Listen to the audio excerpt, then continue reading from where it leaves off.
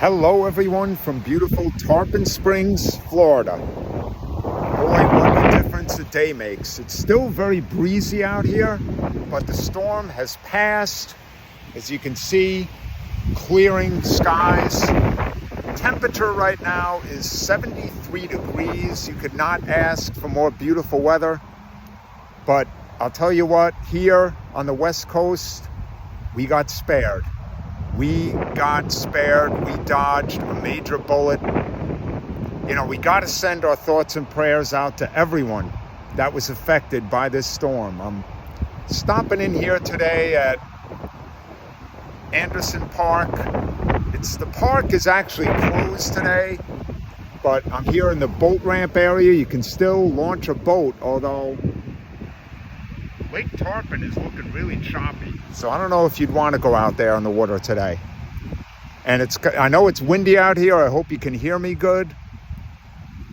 But I just wanted to talk about a couple of things today. One, there was some knuckleheads at work that were talking about, only a few of them.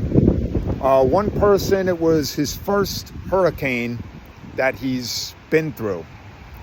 And this guy was saying, oh man, this is my first hurricane and this was it. It was nothing. Let me tell you something. Ask anyone who has been through a major hurricane down here. You don't want to be through a major hurricane. I mean, this individual wouldn't have lasted 12 seconds under the conditions that Naples and Fort Myers went through. I mean, actually, I believe this storm, it took the same path as Hurricane Charlie, and I think it hit right about the same area. 18 years later, those people get blasted again. And I mean, if you've seen pictures of Naples, for the most part, is underwater. I mean, you had cars and SUVs bobbing around in the streets like pool floats, okay? So, no, you don't want a major hurricane. You don't want to go through it. And another individual that this guy was talking to was saying that he keeps bragging about having a generator hooked up and, oh, I never got to use my generator yet. Well, guess what? That's a blessing. You haven't had to use your generator yet. That's awesome. I mean, I know people that have generators down further south where the storm was worse, and they had to use them. That's why you have a generator. It's there in case you have to use it. It's not there so that you can brag and, oh, I have a generator and nobody else does. No, the reason why we prepare, I mean, look, I have canned food and some boxes of pasta and whatnot. I'm prepared. I was prepared if the worst case scenario happened. If my area got blasted by this hurricane and I was flooded out, guess what? I would have been okay. I would have had plenty of food, plenty of water, because again, we do this to prepare. You have a generator just in case. You don't have it so that you can hope to use it someday during a hurricane or whatever. I mean, it's there if you need it. And like I said, I don't think either one of these knuckleheads would have lasted 12 seconds under the conditions that Naples and the Fort Myers area went through. I do not think they would have lasted 12 seconds. And in financial news, the markets today, I mean, if this isn't convincing you that the plunge protection team and the feds are completely propping up these markets. Dow Jones, I checked it a few minutes ago, down by 633 points.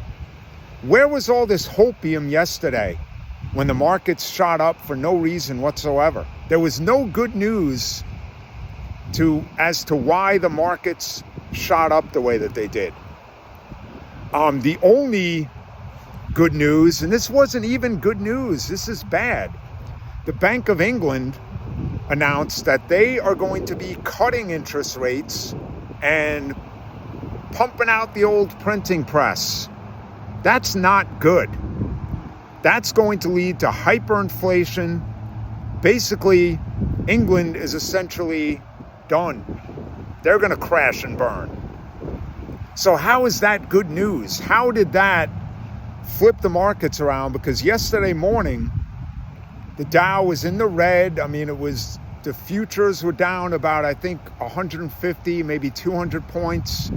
And the Dow finishes up 548. And today, maybe it's reality setting in at the markets today. Or maybe it's the obvious absence of the plunge protection team.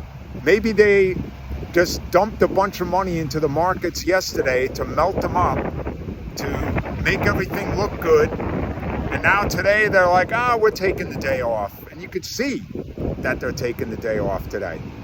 Because this is what happens when the feds aren't propping up these markets.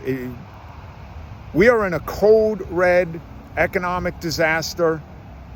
We are watching these markets continue to implode. And, yesterday, a big thing that I noticed was the 10-year and 2-year yields. And you know what? I'm going to give a shout out to Rudy, the Alaska prepper, because, he's not really big on financial news. He talks about current events. He'll talk about, of course, prepping.